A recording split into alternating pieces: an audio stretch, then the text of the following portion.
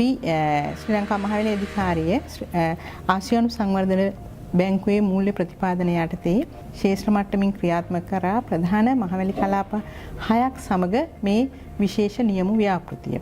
ඇතරම මෙහිදී අපි ප්‍රධාන වශයෙන්ම සිදු කරේ අපේ බිඳ වැටී තිබුණු ආර්ථික ශේෂ්ත්‍රයත් එක්ක කුකුළු පාලන ශේෂ්ත්‍රයේ හිටපු ගොවි මහතුරුන් විශේෂයෙන්ම ඖෂධ හිඟය කුකුළු පැටවුන් ලබා ගැනීමේ තිබුණු අසීරුතාවය නිසා මෙම නිෂ්පාදන ශේෂ්ත්‍රයෙන් ඉවත් වෙලා ඉන්න මොහොතක තමයි අපිට ආසියානු සංවර්ධන බැංකුවේ මෙම මූල්‍ය ප්‍රතිපාදන ප්‍රමාණය ලැබුණේ.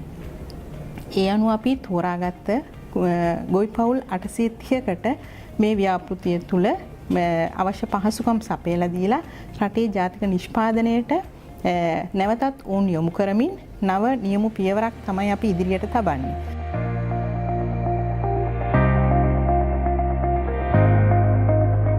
යාපිටියස්සේ අපි මෙතන සිද්ධ කරන්නේ අපේ ගොවි ජනතාවට මසක් වයසති වාණිජ බිත්තර දමන කුකුළු පැටවුන් 50ක් එක් ගොවි මාත්‍යවකට 50 බැගින් ලබා දීම සිද්ධ කරනවා.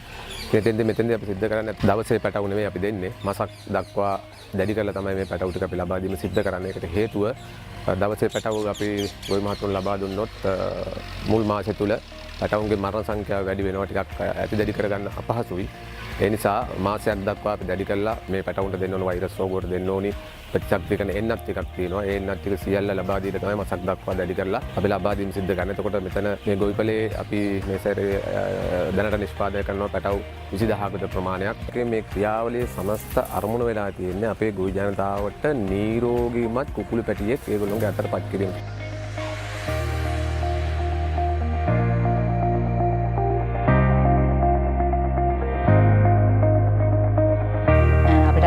අමතර ආදායමක් විදියට අපට කුකුල් පැටව 50ක් දුන්නා.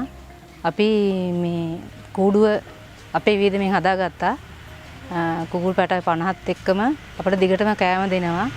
අවශ්‍ය දැනුම, උපදෙස්, බෙහෙත් කරන විදිය, මේගොල්ලෝ නඩත්තු කරන විදිය කියලා දුන්නා මහවනා වලින්. ඇත්තටම අපිට මේගොල්ලන්ගෙන් ආදායමක් කෙනෙකුට අපට ලොකු ජීවත් වෙන්න ලොකු පිටුවහලක් වෙනවා. ඒ වගේම මම මේක හරි ආසාවෙන් කරන්නේ.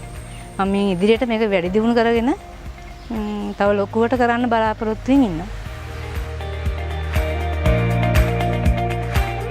ගොවීන්ට මතුවෙන ප්‍රධාන ගැටලු තමයි කුකුලන්ට ආහාර ලබා දීම, නිවාසවල අඩුපාඩු සකස් කර ගැනීම, කුකුළු රෝග පාලනය මේ වගේ විශාල ගැටලු ප්‍රමාණයක් පැන නැගුණා. ඒකත් එක්කම අපි මොකද කරේ?